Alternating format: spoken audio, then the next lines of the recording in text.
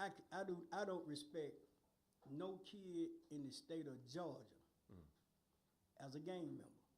And the reason being is because I've been on this earth 57 years. But the state of Georgia is now saying your son is not just a gang member, but he's one of the biggest gang members in the state. And how can that be when we've never been known as a gang-related state? Georgia has never been on the map as a gang-related state. Our kids, this generation, to me, adopted something because of hearsay. You know what I'm saying?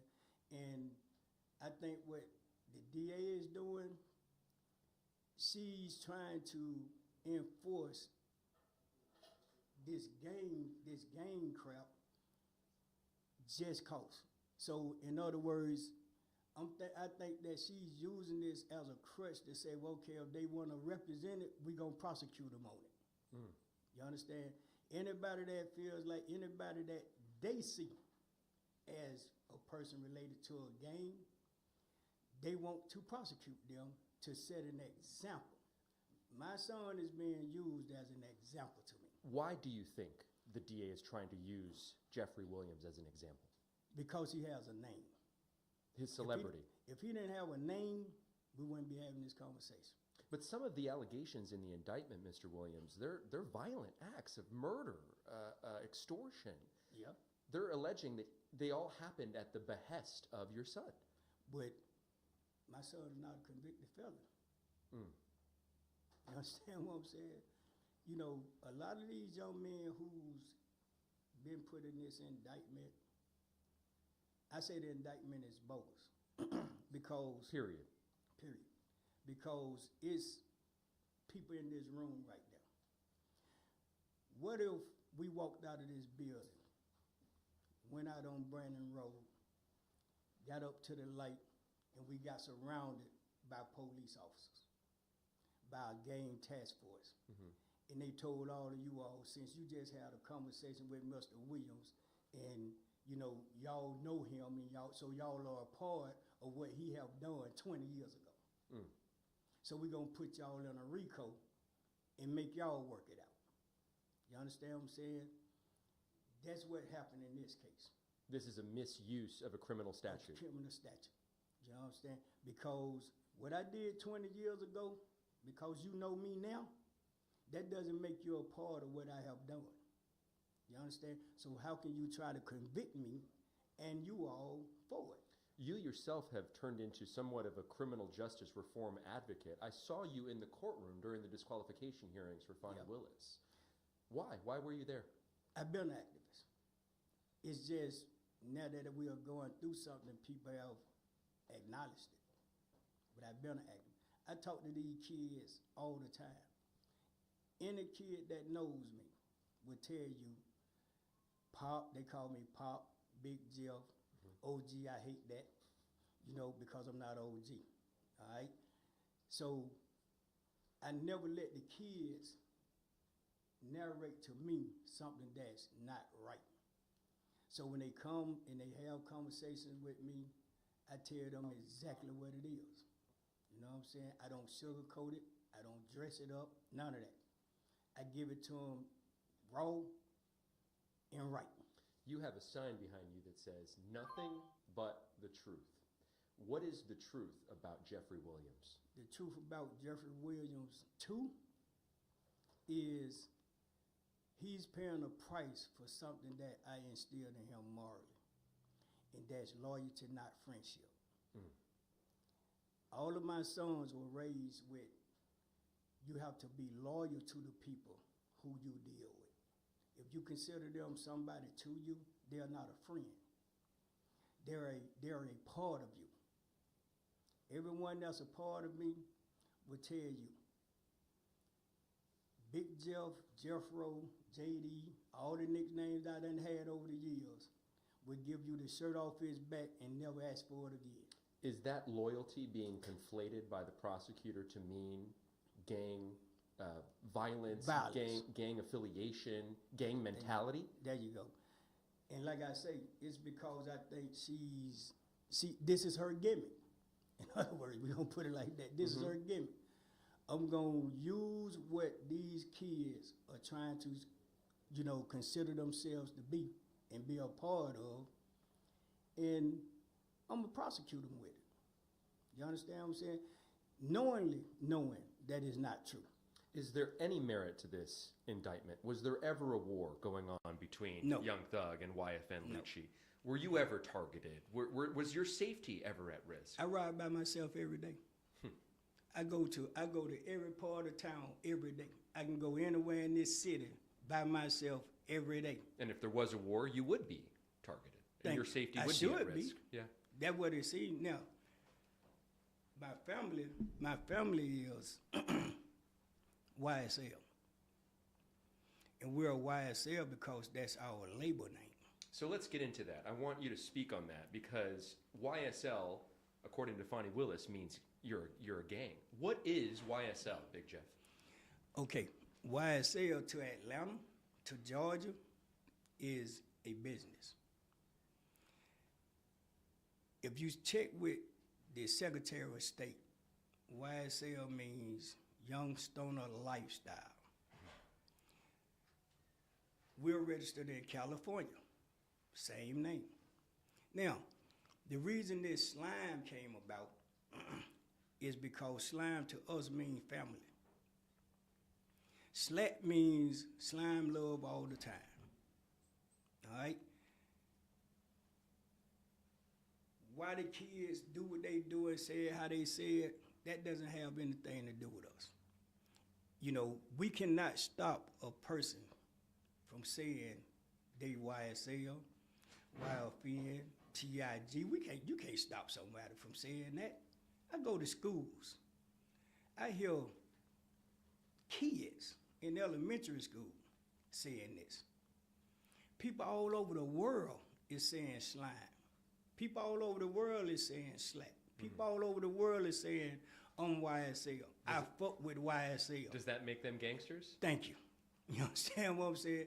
Now, the reason we were stuck with Young Stoner Life is because when we tried to register it with the state in the beginning, the state wouldn't allow us to register Stoner. Okay? But this was before my son's name became popular. All right? So we changed it. His first big hit was I'm a Stoner. I'm a Stoner, yeah. But they wouldn't let us register it. They said, some kind of way it's too vulgar for us to register it. All right? When we thought of a second name, the second name that YSL was going to represent was called Young Successful Lifestyle. All of a sudden, we wake up to register Young Successful Lifestyle, and they say, okay, now you got authorization to register Stoner. You understand what I'm saying? So, half in one hand, holding nothing. You understand what I'm saying? So this is the game that's been being played with us. People are complicated, though. Often you don't see or find somebody who is totally black and white, totally good, totally bad. Could you not be an entertainer and also in a gang? That's the allegation. Yeah, you can. But you're not. You're saying your son is not. My son, I would never consider a child in the state of Georgia a gang member. How's that? Because it's never been here. But even if they're committing violent acts or alleged to commit violent acts? That don't consider them being in a gang. If I went out here and there and had to protect myself, would the headline say Big Jeff had to protect himself from somebody that was trying to take his car or rob him, and then say, well, okay, but he's also Young Thug's father, so he's a gang member. You understand what I'm saying? You take exception that don't make with it true. You understand? Just because you say something. Just because you say something don't make it true. And our DA just gave you a prime example of that in her hearing. When she said utterly in her hearing, I'm not on trial. You understand what I'm saying? So you got to practice what you preach. You know what I'm saying? She also stated this in her hearing. Just because one person say this, that make it true, why you don't live by that? Why you not living by that? You understand? You told the defense counsel that she was lying on you. Why can't anybody say that about her? You understand what I'm saying? You know, I'm dealing with a system right now, to me. This is my opinion. I'm dealing with a system right now that has went in a room the same way Glenville and the DAs and the witness that's on stand went in a room, had a discussion, and somebody agreed that either you're going to do it this way or it's going to go a different way. You understand what I'm saying?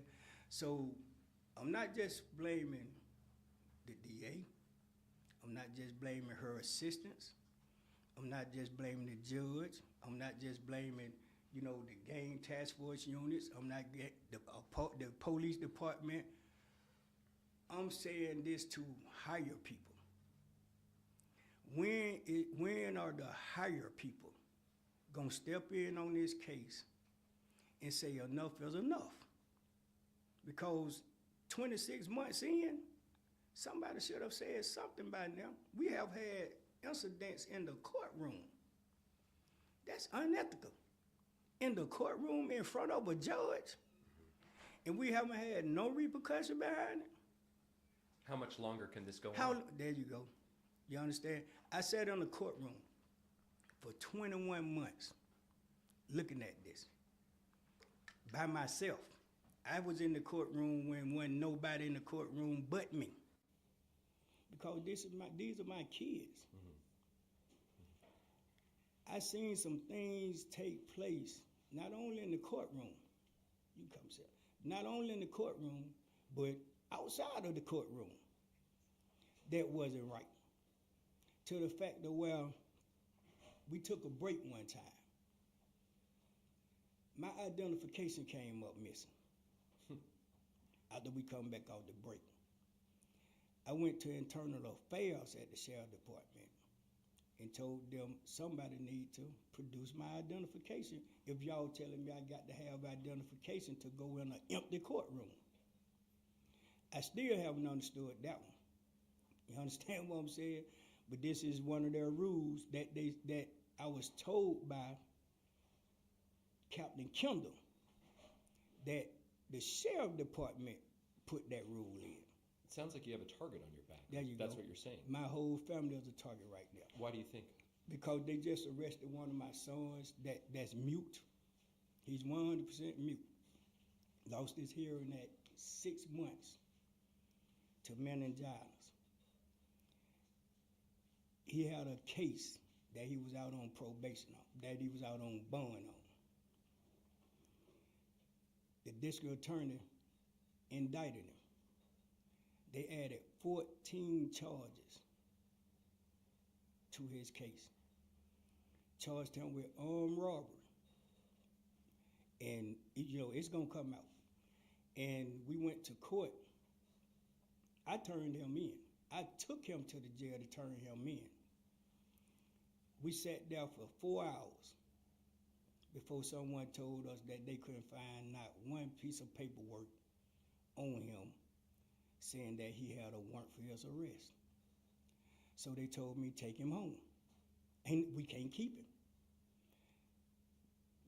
We left the courthouse, we left the jail for about 30 minutes. I get a phone call from my family that's at Fulton County Courthouse telling me, Daddy, they said bring little Greg to Fulton County. For what? Because they got some paperwork that, you know, this, that, and the third, so forth and so on. When they took my son to Fulton County Courthouse, they arrested him there because somebody had done drew up the paperwork. You understand what I'm saying? They arrested my son. You think they're messing with you? Took him to jail, denied him a bond. Yesterday, we had another bond hearing. I seen again something that was unethical from a judge, Judge Benton, Alice Benton. The district attorney that's prosecuting the case wasn't there when he first got arrested. So the acting attorney said a lot of bad things about him, saying, you know, they don't want him to get a bond because he's a threat.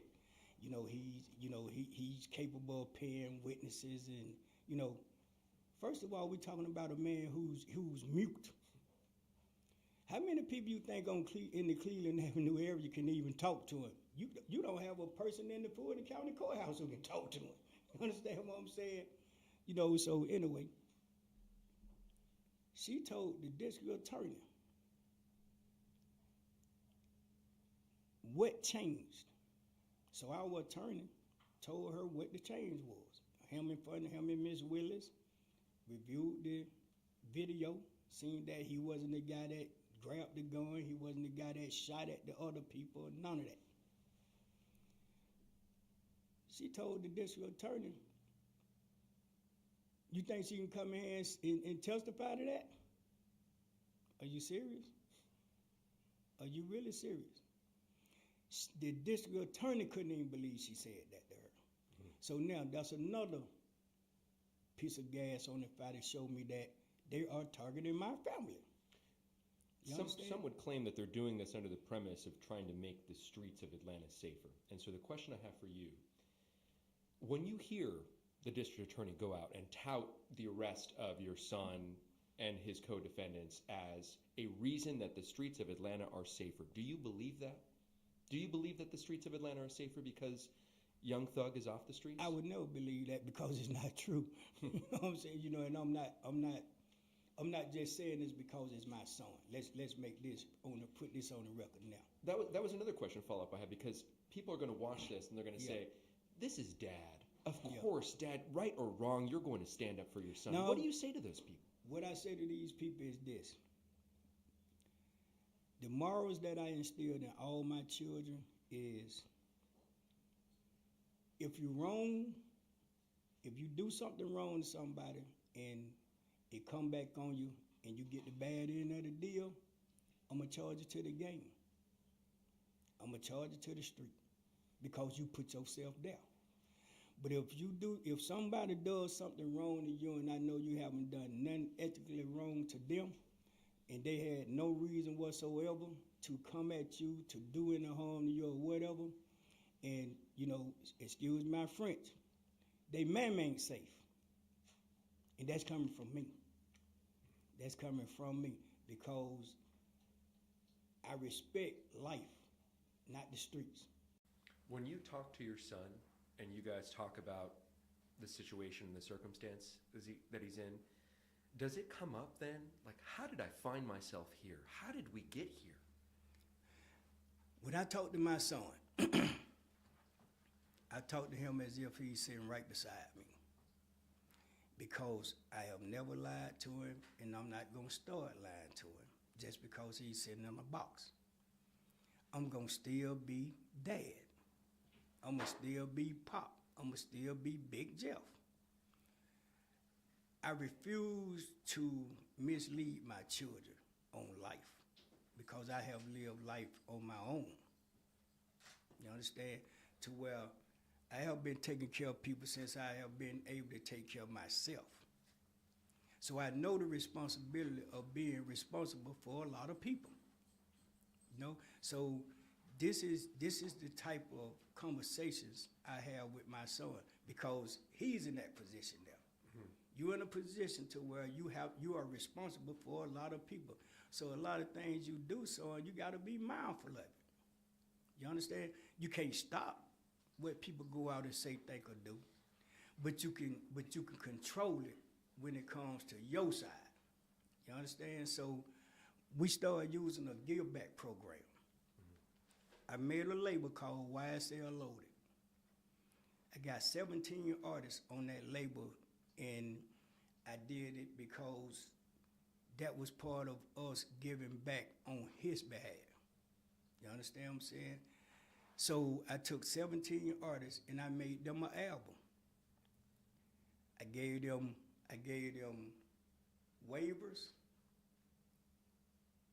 put their songs out, free of charge. Mm.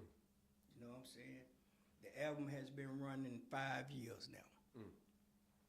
We haven't made a dime off of it. We ain't tried to make a dime off of it. Same thing with Gunna. The artist that my son has brought in to YSL, he haven't made one dime off of them because he did it out of loyalty. I want to pick up on that theme of loyalty, something that you impressed on your kids growing up. And I want to ask you, do you feel any responsibility? Do you feel any guilt for telling your son that he needed to be loyal, and it's loyalty that seemingly got him into this situation? I don't feel guilty for telling him that. What I feel guilty about on his behalf right now at this moment is the fact that he's living it. I lived it. You understand? I was just never put in this type of position. You feel what I'm saying? I feel like I'm playing a role in him going through this because I instilled that in him. You understand what I'm saying? So I don't believe in karma. I would never believe in karma. My son's loyalty came from me and his mom. You understand? His mom, my son has a gene in him that he got from his mom. And that's that no one is a stranger to him. You understand? His mother will let you come to her house, wake up 2 weeks later, still at her house. Wake up 2 months later, still at her house. Wake up 2 years later, still at her house, and act like you one of the children. You understand? She's gonna protect you. If anybody violates you, she's gonna stand up. You understand what I'm saying? She's always been like that because that's where she came from. You feel what I'm saying? So it's easy for people to take advantage of us. You understand? And it's because of how our hearts are with people. I hate it. I swear to God, I hate it. I hate that my kids have that gene because this going through something like this is why that happens. You understand what I'm saying?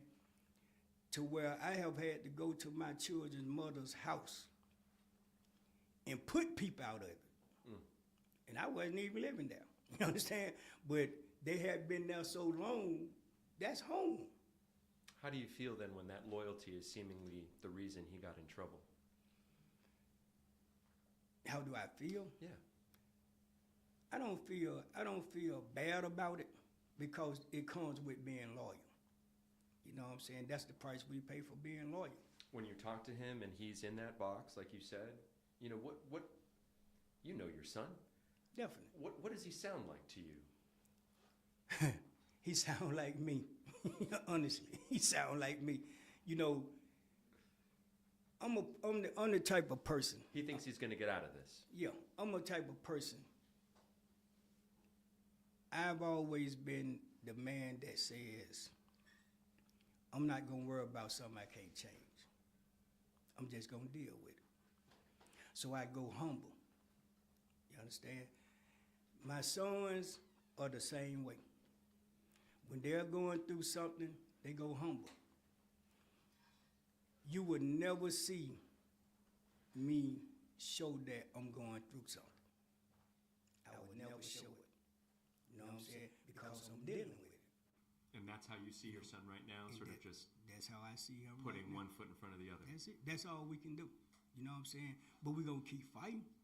Do you ever hear him get discouraged, or do you ever have conversations where you're having to give him pep talks? I don't have to have a conversation with my son to see him get discouraged. I can look at him and tell when he's discouraged about something, but he's not going to show it. Have you seen that throughout the trial at all? I done seen it several times throughout the trial, but nobody knows it but me. What do you wish you could tell him if he was sitting right here? If he was sitting right here now, I'll tell him exactly what I done told him when I talked to him. Keep your head up, bro, and we're going to keep fighting. We're going to keep our backs to each other, and we're going to keep fighting. You see a light at the end of the tunnel here. He's not dead. So there's always a light at the end of the tunnel if you still living. You think he's going to be a free man one day? Yeah. Why? Yeah. If life with no parole means you never come home. If you get 1, 2, 20, 30, 40, 50, or 100 years. That's a day. That means one day. That's no different than what we're going through now. We're going through a one day. You understand what I'm saying? You know, so I would never put my guards down to say that we give up or we surrender. We're gonna fight to the end. And whatever happens, we're gonna deal with it. You have experienced so much in your life to have raised a global superstar, once in a generation talent, a man that sells out stadiums, you know, men on the streets wear shirts with his face on it, you know? That's crazy. And then now juxtapose that with what you're seeing him in a courtroom, having to stand up and sit down when the judge comes in and out. How do you reconcile those two images in your mind? You know, Young Thug, this global superstar, and then now Young Thug, defendant in a Rico case where they're alleging all the things that he's done. People used to ask me back in 2016, 17, you know, when they met me. Mm-hmm. People who met me, along with people who knew me, sometimes I'll be around people and they'll say, Big Jeff, can I ask you a question? Go ahead. I don't have a problem. They'll say, how do it feel when you hear your son music come on the radio, or you know your son is this, that, and the other? I said, I feel the same way about that I'll feel if he was out here shoveling shit every day. As long as he was doing something and was being a productive citizen and not being in trouble, I'll be just as proud of him. Wow. You know what I'm saying? And that's honesty. I see that in your eyes, yeah. I worked 39 years. I don't have a problem with punching a clock. I raised my children off punching a clock. I have raised families off punching a clock. Big Jeff has been on his own since he was 13 years old. I have raised 52 kids with my own. I don't have a stopping point. I can't stop. I can't give up. There's a lot of people depend on me.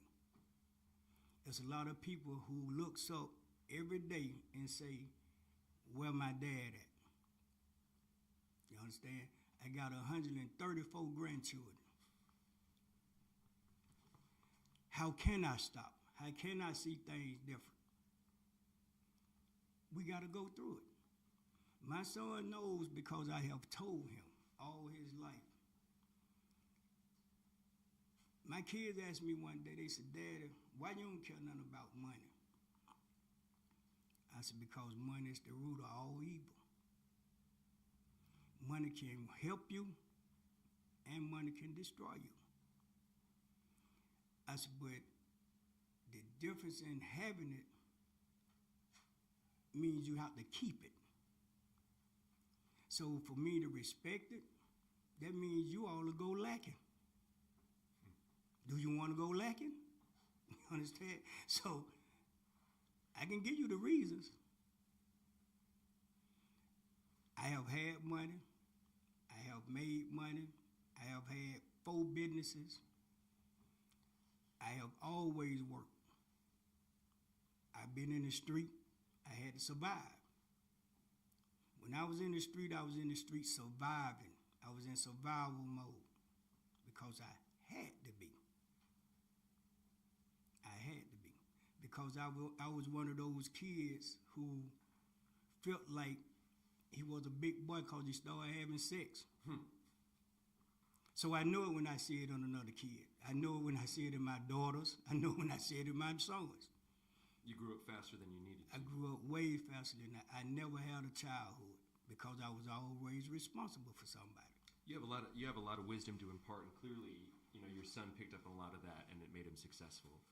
If for those that are watching this, and you know, there are people that look up to your son, and they have his posters on the wall or screensavers on their phone, what's the advice that you give the next superstar rapper that's watching this interview, seeing all the accolades, but also seeing all the drama that comes and could come with this life. What wisdom and advice would you give that person that's watching right now? Be mindful of the people who you're allowed to come in your circle when you become successful. Be mindful of the things that you do with the people that you're allowed to come in your circle. Make sure that the people who you're allowed to come in your circle, the people who you're allowed to be a part of what you got going on, to be a part, to have people around you that's being a part of anything that you have associated with you. Make sure that they are there for you and not with you. With all that you've been through, with all that you've seen your son go through, do you wish you would have told him anything differently? No, because I told him the truth. I gave him the truth, and I made him understand, and not just him, all my sons, all my children. I have made all my kids, all of their lives understand that sometimes when you don't listen, because I was that kid, sometimes when you don't listen to your parents, you're going to go through something. Sometimes we have to go through something to learn something. Do you believe everything happens for a reason? Everything happens for a reason. What's the reason for this? The reason for this is because me. This is my opinion. You feel some ownership over this. It's because, yeah, I do. Because I taught my son loyalty instead of friendship. And this is why he's going through this. Because he was loyal to people. Yeah, but does he blame you? You know what? If he did, I wouldn't be mad. You understand? But I really don't. Me knowing my son, he'll never blame me. He'll never blame me because he knew that I have always told him, the bed you make up, you gotta sleep in it. You understand? You know, there's nothing wrong with telling a person, I don't deal with you. That saves you. My kids, like I say, that's the gene they got from their moms. That big heart. There you go. Yeah. So you can do the worst to us. And I'm being real. And y'all seeing it. Y'all just seen it for 26 months. You can be the worst people to us. And we can sit there and look at you with a humble face. That's integrity. Thank you. You know, we have a character. Character. You understand what I'm saying? To where you are not going to break us by talking down to us. You understand? Because you got to understand, we came from the Jonesboro South community. We've been talked down on all our life, man. There's just another run in the mill with us. That's something to clear up too, because when I called you, I said, "Hey, let's meet on Cleveland Ave," and you said, that is something that's being misconstrued. We're from Jonesboro. We're from Jonesboro Speak South. on that. Speak on that. We're from the Jonesboro South projects. Not Cleveland Ave. Not Cleveland Avenue. Where did that come in? Why do people think that is the case? Gentrification started with the Jonesboro South community in 2007. That's when they shut our projects down. Our projects is not even a quarter mile from Cleveland Avenue. Got it. You understand? We can actually walk out our projects and walk to Cleveland Avenue. All of our lives, man, Cleveland Avenue has never, and you can ask anybody from that area, Cleveland Avenue has never been considered a neighborhood to us. Cleveland Avenue was always considered a business district to us. You understand? They got some apartments on Cleveland Avenue they call them 445. That's the nickname the kids then gave it because that's the address. Okay. When I was growing up, they was called Colony Creek. We consider Colony Creek to be a middle class residential area. Compared to where you were from. Yeah, because, the rent, $400-500. So we thought those people were really rich. You understand what I'm saying? So we knew we weren't gonna never stay there. You understand? So when gentrification hit and they shut our projects down, a lot of people weren't able to just go out. So some other people moved in 445, some moved in Little Haiti, some moved in Pavilion. Those were the only 3 apartment complexes on Cleveland Avenue. Okay. All right. A lot of people moved in them, so the kids had nowhere to go. They get out of school, they got to either go home or, you know, if they stay somewhere in one of those apartments, you know, everybody try to go to the apartment, hang out for a few minutes. So the management started running them out. So they migrated from doing that to Cleveland Avenue Park. And that's where it started at. Got it. That's where it started. The last question I have for you is just more of a personal question. I'm going to ask you if there's anything I haven't asked you that's important to know. But is there any song, because a lot of this started as rap lyrics, but we know it's about so much more. Is there any song that your son has that you feel is a good reflection of who he is as a person? Or maybe some bars that he has that you... Best Friend. Best Friend. Best Friend. That is... If you look at the Best Friend video, that's Jeffrey Wheat. That's it. That's Jeffrey Wheat. I told my son one time, and he did an interview, and he said this in his interview. I told my son one day, I said, let me tell you something, little boy. I said, your name is Jeffrey Lamar Williams 2. I'm Jeffrey Lamar Williams 1. You can never be bigger than me. You can never mean more than me. Because every time somebody says your name, they're going to say little. Okay? And I'm saying that to say this. How did he take that? He had no choice. How he took it, I didn't care. I just had to get to him direct and real. So now he's at a position. When you get to be to a certain level, and I used to do this to my sons when they was puppies. I used to put them in the car, ride them over to McDonald Boulevard, park in front of Miss Wonders, or I'll park in front of a place called Charlie's Trading Post. And I'll direct the car at the United States Penitentiary. And I'll tell all my sons and their little friends who chose to ride over there with us, that's the place that they put you in when you feel like you got too much money and you're above the law. That's the place that they can put you in. And there's a bunch of guys in that building right there who can bury you in money. Literally. You understand? So don't never think that you are above the law. Because they do have a place for you to go. What's the lesson there now, thinking back about that memory and considering where your son is? He knows that now, because I also told them this. It can become a time. I said the reason I'm showing y'all this is because it can get to a point in your life from having money to where even your money can't help you. You understand? Money can't even help you in certain. When people are at you, or you have done so much and people tired of you, you know, whether you right or wrong, your money is your money is no good. You understand? So my kids, my sons are well aware.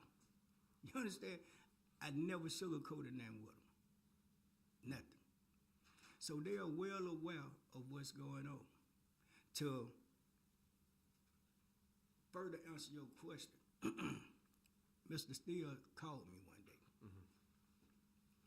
And he said, Mr. Williams, I said, how you doing, Brian? He said, I just want to let you know, man, you did a good job. So I'm like, yeah, what you mean? He said, man, he said, listen. He said, even though Jeffrey's going through what he's going through, we was like probably a year in. He said, even though Jeffrey's going through what he's going through, He said, man, I was sitting there talking to him at the jail. He said, I don't know if he heard what I was saying or not. I said, why you say that, Brian? I said, what'd he do?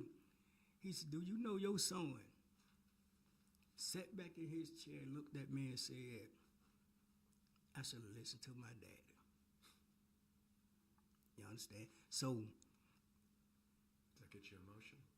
You know, it's hard, but I know he listens. You understand? And that meant something. Just that enough. I'm not worried. He can handle it. He got support. You understand? You know, and I want to definitely make this known to everybody. I'm not that gold digger father. Meaning, I'm not that father that just came in my son's life because he became rich or he became successful. My children have never been without me but one time in their whole life. Once. You understand? And it was because I did something wrong and I paid the price for it. You know what I'm saying? So, he's well aware of how troubles can be. He's well aware of how repercussions can be. He's well aware of how turnouts could be. So no, we're not gonna worry about that. We're just gonna fight. I seen a movie. I never looked at TV. I never watched TV, you know, consistently. But I had a wreck one time with a deputy sheriff, believe it or not, ran me off the road.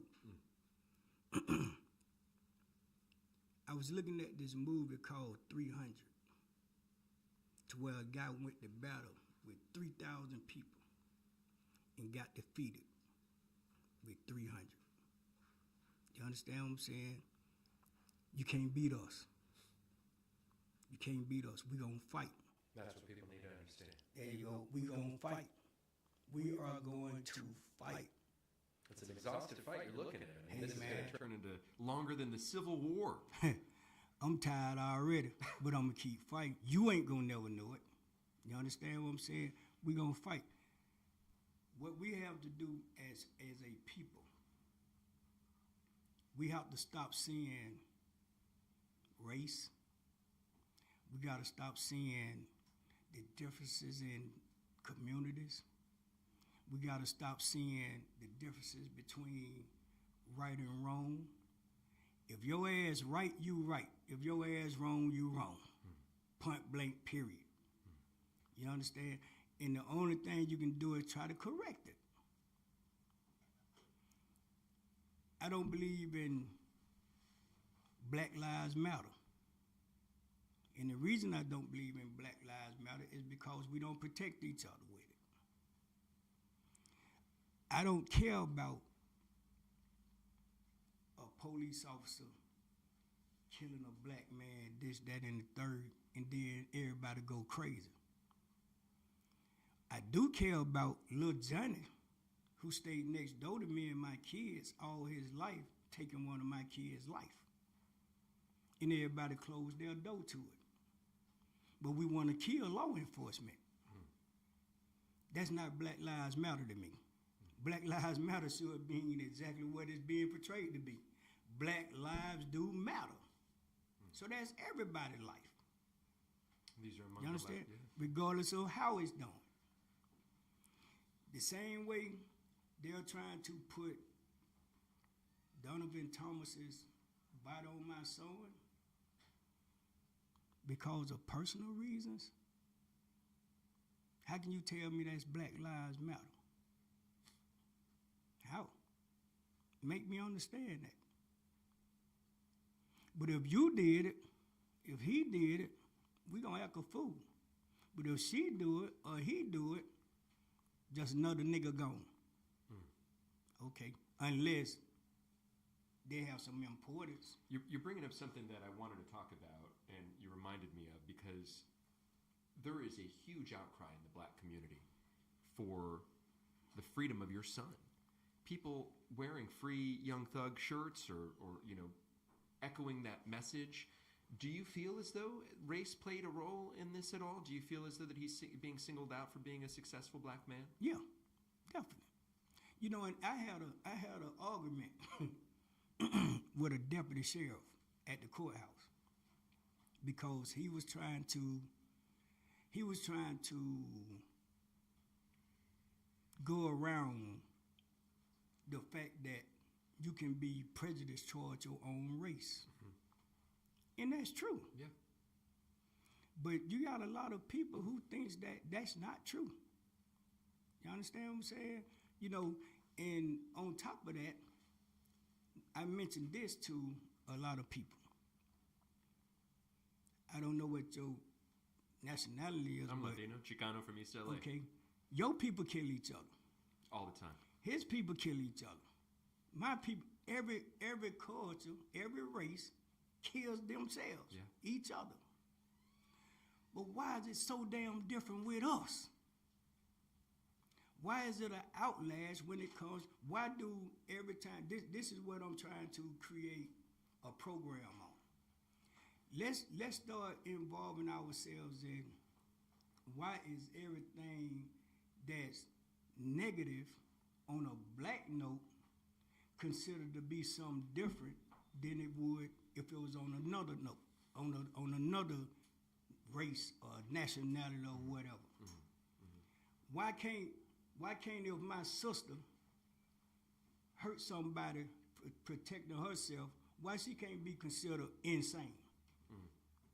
You understand? Why she can't be considered a person who has been abused so long till she felt like that was her only way out?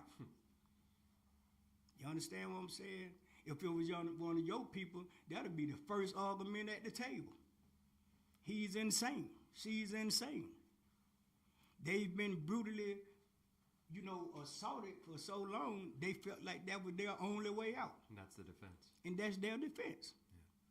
Yeah. I want to be mindful of our time here. Is there any question related to the trial, related to the case that I haven't asked you that you think is important to know, or anything that you'd like to speak on? Now's your chance. Okay. I want to speak on this. I want to speak on the state of Georgia, the Fulton County government is attacking my family. They are attacking my family. And I want to know, what I'm trying to find out is, who's the puppet master on this? Because it's bigger than Miss Willis to me. And the reason I can say that firmly and speak on it firmly is because I have went to all of our biggest entities in this city and filed complaints. And I haven't got not one response. I haven't got not one phone call. When I'm being told to fill out these complaint papers, turn them in, and somebody should be calling you within 48 to 72 hours, and I'm 8 months in and I haven't heard from not one damn person.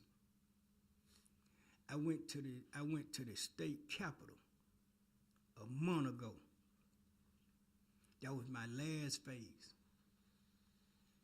Filed paperwork, gave it to the officer.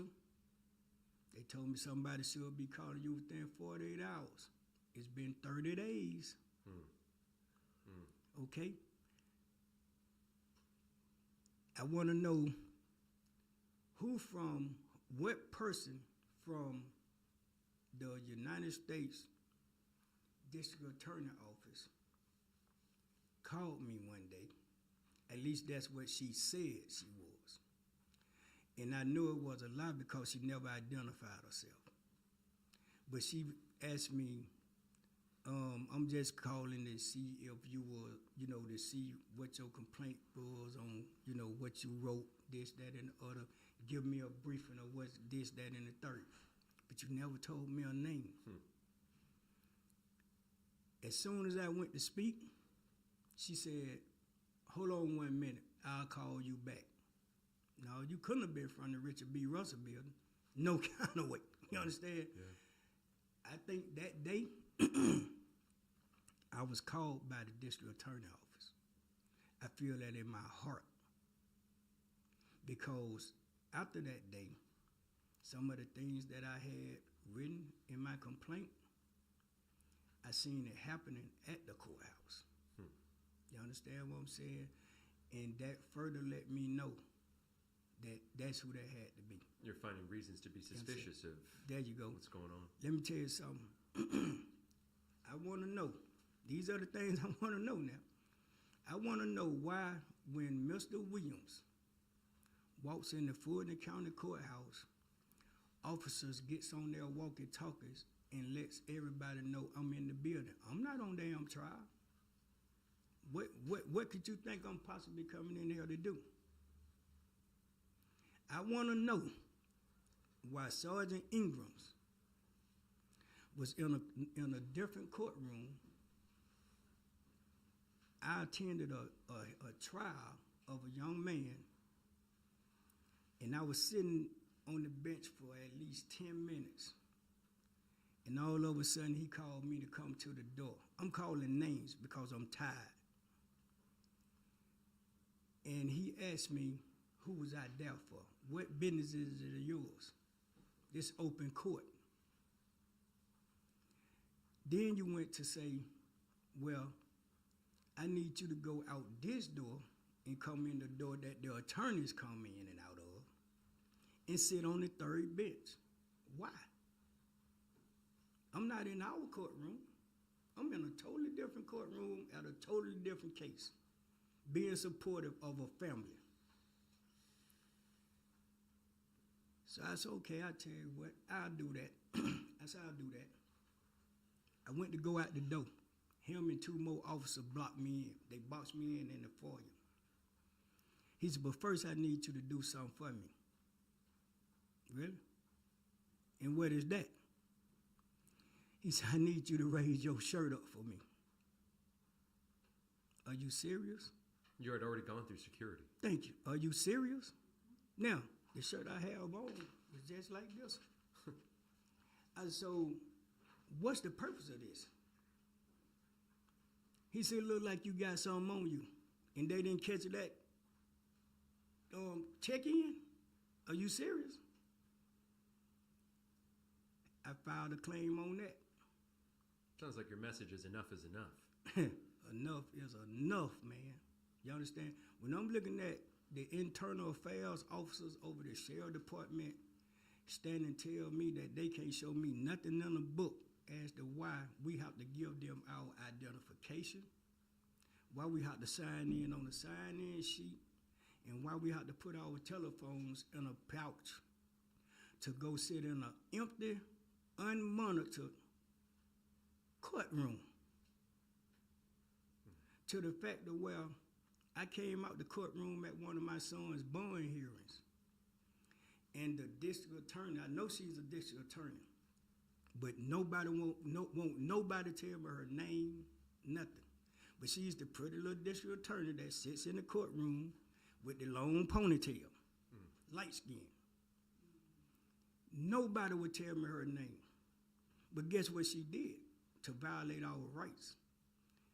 She came and got all of our IDs from the deputy that's sitting there that's supposed to be monitoring our IDs and was going through them. So now I see why y'all doing this. You all are running our names. You understand? Because you're looking for people to try to force them to testify. You understand what I'm saying? It sounds like harassment.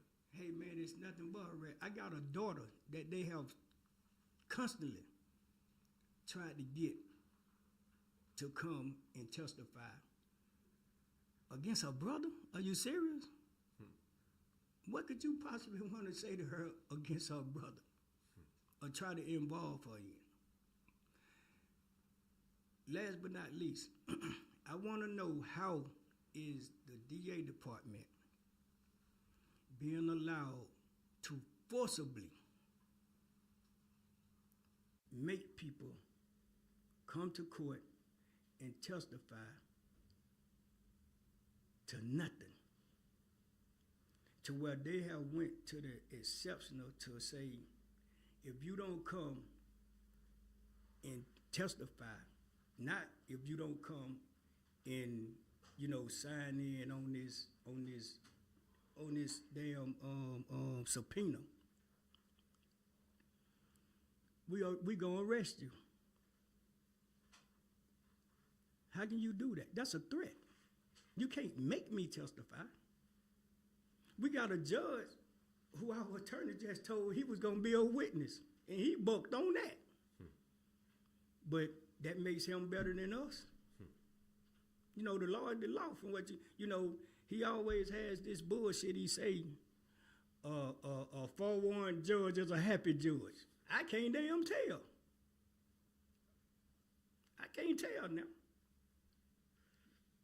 Let's start making these people own up to what they are preaching to us. Well, we appreciate everything and your candor and all the information that you've given us related to the case, related to your son. I usually finish every interview by asking my crew, is there any question that you have that you want to ask? You have a message for Young Thug fans? Oh, that's a good question. Yeah, a message to Young Thug fans. The message for Young Thug fans is keep your heads up, keep praying, and we appreciate you. Amen. Anything else? You guys, Callaway, you have anything? I want to say something. I want to say Mr. Jeffrey didn't tell you the extent of what is going on, how bad they treat their family. It's horrific. It's been horrific from day one. I'm a civil rights activist. It's horrific. Going through 2 security checks, getting to the floor. Some microaggressions. It's very aggressive, and it's Hey man, it's so bad to where very. I be followed throughout the courthouse. Anytime he come before the It's like Big Brother, like surveillance nonstop. Hey man, I can go to any floor in the Fulton County Courthouse and sit in a waiting area. And they're And getting I on the guarantee you, walkie-talkies. Yeah. now it's gonna be an officer that's gonna come up the hallway, Following you around. stick his key in the courtroom that if the waiting area I'm sitting in, if the courtroom that's right there, he's gonna stick his key in that door. You know ain't no court going on in there. Go in there, come right back out. This is something that And then they probably tell you you're crazy for thinking that somebody's watching you or following you around, or no, nothing's happening, right? But as soon as I put my foot down, they come from all around. No, they come from. I'm talking about in 30-second badges. I believe it. You understand what I'm saying? You caused a little bit of a commotion when you showed up to the disqualification hearings. It's like, Thank hey, there's Thug's There you dad, go. and There you like go. you weren't There you doing go. anything. You were just There you go. you were just there. I'm being a citizen. Of being a citizen. I got that right. An observer, if you will.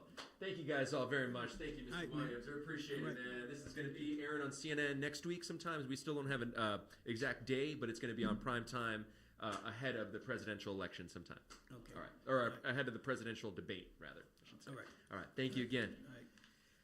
That was awesome.